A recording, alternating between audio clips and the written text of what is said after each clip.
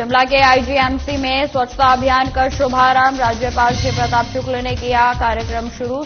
लोगों को स्वच्छता के प्रति किया गया जागरूक। ऊना दौरे पर केंद्रीय मंत्री Anurag Thakur. PGI satellite centre का किया गया जायजा। अधिकारियों को कई आवश्यक निर्देश दिए। हिमाचल में आपदा प्रभावितों के लिए सरकार का बड़ा ऐलान। 6500 करोड़ रुपए के आर्थिक पैकेज की घोषणा। हिमाचल प्रदेश में रेड रन मैराथन का आयोजन। सीएम सुखविंदर सिंह सुक्खू ने मैराथन को दिखाई हरी झंडी।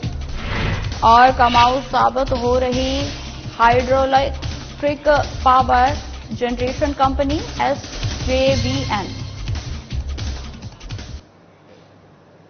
नमस्कार, स्वागत है आप सभी का हिमाचल प्रदेश की खबरों में। मैं आपके साथ निकिता कश्यप। बुलेटिन की शुरुआत करते हैं। प्रधानमंत्री नरेंद्र मोदी के स्वच्छता ही सेवा अभियान के तहत राज्यपाल श्री प्रताप शुक्ल ने आज शिमला के इंदिरा गांधी मेडिकल कॉलेज और अस्पताल परिसर में स्वच्छता अभियान का शुभारंभ किया। यह अभियान हिमाचल प्रदेश राज्य रेड क्रॉस और hospital services consultancy corporation limited के संयुक्त तत्वाधान में आयोजित किया गया। राज्यपाल ने इस अवसर पर स्वच्छता अभियान में हिस्सा लिया और अन्य को भी स्वच्छता के प्रति प्रेरित किया गया। वहीं आपको बता दें, उन्होंने यह भी कहा कि हम अपने घर और आसपास के वातावरण को स्वच्छ बनाकर ही महात्मा गांधी को स्वच्छांजलि अर्पित कर सकते हैं। उन्होंने कहा कि 2 अक्टूबर को महात्मा गांधी और लाल बहादुर शास्त्री की जयंती भी है और जिन्हें हम पर्व के रूप में मनाते हैं। उन्होंने लोगों से अपील की है कि वे स्वच्छता को जीवन का अंग बनाएं।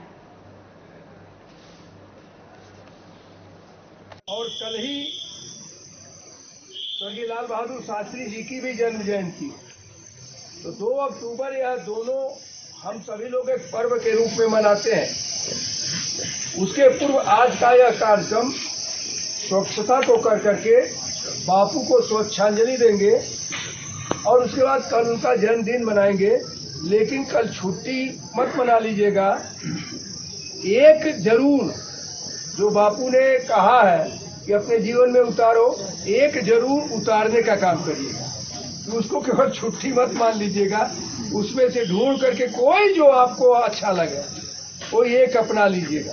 तो मुझे लगता है कि यह बापू के प्रति श्रद्धांजलि होगी। आज केंद्रीय मंत्री अनुराग सिंह ठाकुर ने अपने 1 दिवसीय दौरे के दौरान ऊना पहुंचे और जहां उन्होंने ऊना मुख्यालय के साथ लगती पंचायत मलाहत में बन रहे पीजीआई सैटेलाइट सेंटर के निर्माण कार्य का जायजा लिया और अधिकारियों को उचित दिशा निर्देश भी दिए गए। वहीं मेहतपुर में उन्होंने ट्रक यूनियन के पदाधिकारियों के साथ बैठक की और उनको आ रही समस्याओं की जानकारी भी ली। और इसके बाद केंद्रीय मंत्री अनुराग ठाकुर SD कॉलेज भाटोली में युवा उत्सव में भाग लेने के लिए छात्राओं के साथ बातचीत की गई। और वहीं पत्रकारों को संबोधित करते हुए केंद्रीय मंत्री ने कहा कि पीजीआई सैटेलाइट का निर्माण कार्य में जरूर विलंब हुआ है और अब जब कार्य चल पड़ा है तो अब बहुत तेज गति के साथ आगे बढ़ेगा। वहीं उन्होंने इंडिया गठबंधन पर कहा कि यह अहंकार और घमंड से भरा हुआ है। हमने पहले दिन कहा था, ना नेता है, ना नीति है और ना ही नियत है।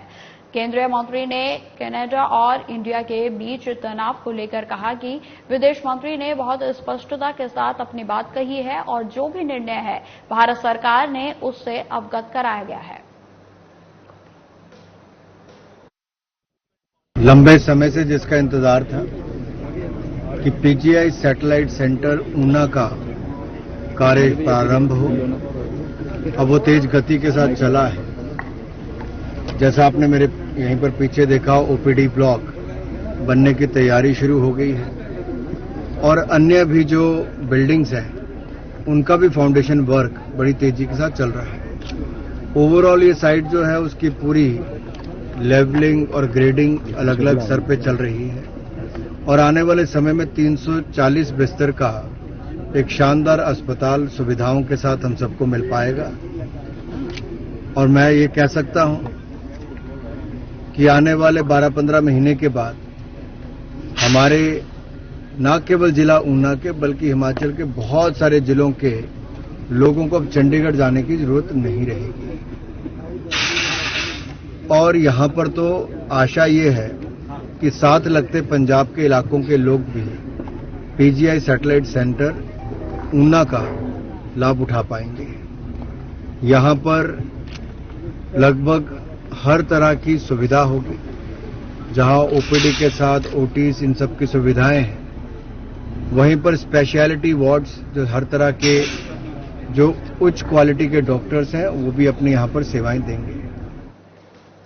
हिमाचल प्रदेश में आई प्राकृतिक आपदा के प्रभावितों के लिए सरकार ने विशेष आर्थिक पैकेज की घोषणा की है, जो 7 जुलाई से 30 सितंबर तक लागू होगा। वहीं आपको बताते चले कि मुख्यमंत्री सुखविंदर सिंह सुक्खू ने शिमला में पत्रकार वार्ता पर आपदा से प्रभावितों के पुनर्वास और पुनः निर्माण के लिए 3500 करोड़ के विशेष आर्थिक राहत पैकेज का ऐलान किया। मुख्यमंत्री ने बताया कि विशेष राहत पैकेज के मैनुअल में बड़े बदलाव किए गए हैं और आपदा से कच्चे पक्के 3000 के करीब घर पूरे तरीके से तबाह हो गए हैं और उनके लिए सरकार अब 7 लाख रुपए की राहत के साथ घर निर्माण के लिए बिजली पानी मुफ्त और सरकारी दाम पर सीमेंट की उपलब्ध करवाएगी। वहीं आपको बताते चले कि फसलों के नुकसान के मुआवजा राशि को भी बढ़ाया गया है। वहीं राज्य सरकार ने बजट से 1850 करोड़ जारी कर दिए हैं, जबकि 1021 करोड़ रुपए की राशि कल जारी की जाएगी। सीएम ने बताया कि नए आपदा मैनुअल के हिसाब से घरों के निर्माण के लिए 750 करोड़ रुपए खर्च आएगा।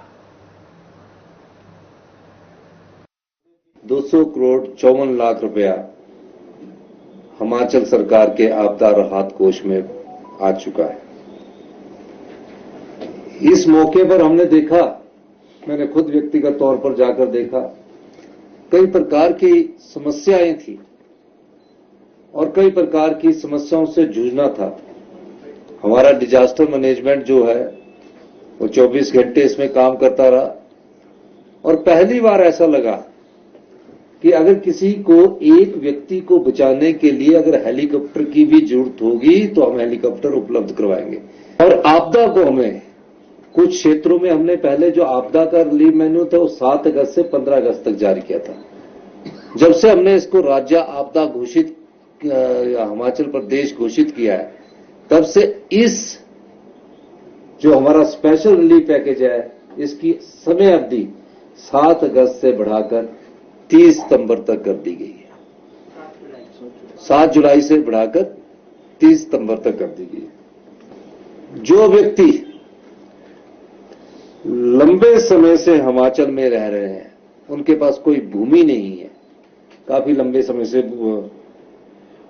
और जिसकी हिमाचल में रहने की स्थायी प्रकृति है, यदि ऐसे लोग भी हैं तो उनको भी भूमि आवंटित की जाएगी। कैसे? जैसे मंडी में हमने स्वीपर ला के रखे हैं, कोई काफी सालों से स्वीपर रह रहे हैं, नदी के किनारे बसे हुए लोग हैं। अब उनके पास ना तो बेचारों के पास जगह है, छोटे छोटे झुग्गी में रहकर शहर की सफाई भी करते थे, और भी कई जगह है। प्राकृतिक आपदा के कारण जो बच्चों की पढ़ाई पर असर पड़ा है, जो शिक्षा संस्थान हमने आपदा के कारण बंद किए हैं,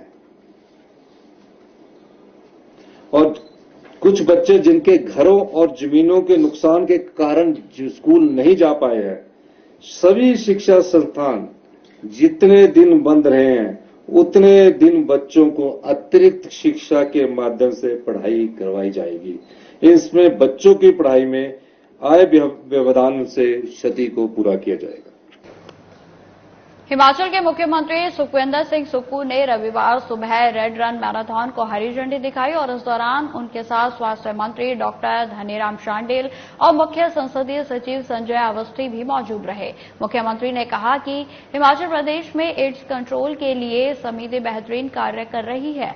हिमाचल प्रदेश के करीब 75 लाख जनसंख्या में अनुमानित 7100 एड्स के मामले हैं और इसमें से 5300 मामले कंफर्म हैं। उन्होंने कहा कि बीते कुछ समय में एड्स को लेकर जागरूकता बढ़ी है और लोग पहले एड्स की बीमारी के बारे में जिक्र करने से भी डर महसूस करते थे, लेकिन अब जागरूकता बढ़ाने के बाद लोग इस बीमारी की बात करने लगे हैं। उन्होंने कहा कि समय पर यदि इस बीमारी का पता चल जाए तो मरीज का इलाज करना बेहद ही आसान होता है। वहीं हिमाचल प्रदेश में आई आपदा के लिए प्रदेश सरकार की तरफ से विशेष राहत पैकेज जारी करने पर मुख्यमंत्री ने कहा कि सरकार प्रभावितों तक राहत पहुंचाने के लिए प्रतिबद्धता के साथ काम कर रही है। उन्होंने कहा कि इस विशेष पैकेज में कहां किस तरह कट लगाया जाना है, इस पर भी उनका पूरा ध्यान है।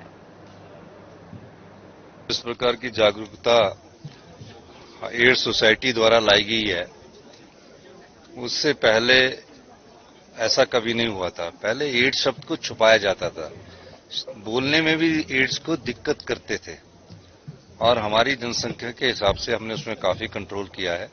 75 लाख की जनसंख्या में जो अनुमानित हमारा अंदाजा है कि 7100 के करीब एड्स के पेशेंट होंगे और कंफर्म जो पेशेंट है वो 5300 हैं। तो देखा ये जा रहा है कि जो बाकी बचे हैं उनको भी हम इस जो हमारी एड्स रोकथाम सोसाइटी उसके तहत के दायरे में लाया जाए। और मेरा ये मानना है कि काफी अच्छा काम हमारी एड्स कंट्रोल सोसाइटी ने किया है और लोग भी अब खुलकर बताते हैं। अगर सही समय पर पता चल जाए, ये ठीक है कि उनके ऊपर उसका असर तो होता है, लेकिन उनकी उम्र को थोड़ा लंबा बढ़ाया जा सकता है। हमारी सरकार ने और भी इसमें परिवर्तन करने का निर्णय लिया है। देश की सबसे बड़ी hydroelectric power generation company Satluj Jal Vidyut निगम यानी SJVN का शेयर मार्केट में दबदबा बढ़ा है। आपको बता दें कि शेयर मार्केट में SJVN के शेयर की कीमत 31 रुपए से बढ़कर 73 रुपए पार कर गई है। वहीं आपको बता दें कि SJVN के केंद्र की हिस्सेदारी 55% और हिमाचल की 26% और लोगों की 18% है। वहीं आपको बताते चले कि केंद्र सरकार लगातार अपनी हिस्सेदारी बेच रही है और इसकी जानकारी शिमला में SJVN के प्रबंधक निदेशक नंदलाल शर्मा ने प्रेस वार्ता के दौरान दी। उन्होंने कहा कि पहले SJVN के केंद्र की हिस्सेदारी 65% थी।